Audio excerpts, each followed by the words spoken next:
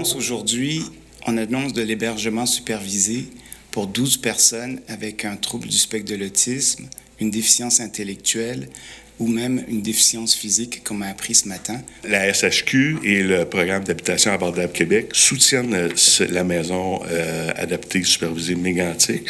Donc, avec le 1,2 million du fonds d'aide de 19 millions, c'est plus de 165 000 là, qui proviendra du gouvernement du Québec dans la construction de la maison. La Ville de Lac-Mégantic est fière de contribuer à ce projet-là et nous le ferons à hauteur de 952 000 $. Bientôt, dans le quartier Fatima, qui déjà est en pleine revitalisation, commencera donc la construction de ce nouveau milieu de vie qui amènera une toute nouvelle énergie dans ce secteur par ces humains si uniques et attachants qui y habiteront dorénavant. Grâce au soutien du Fonds du Grand Mouvement et du Fonds d'aide au développement du milieu de Desjardins, nous sommes fiers de contribuer à la création d'un milieu de vie inclusif, sécuritaire et humain.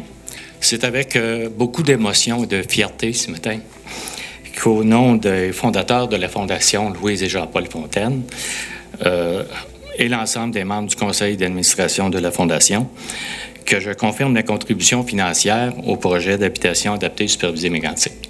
1 350 000 $ qui est remis par la Fondation pour ce projet-là qui est quand même unique dans la MRC du Granit. Qu'on leur offre aussi, c'est bien plus qu'un toit.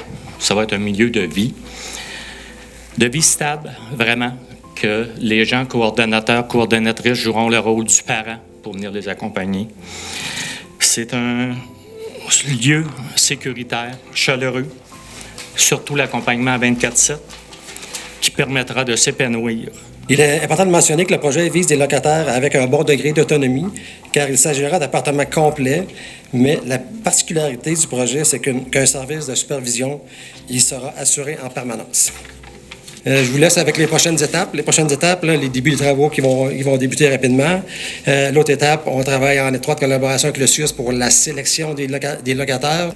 On devrait accueillir d'ici 1 an les locataires dans la résidence.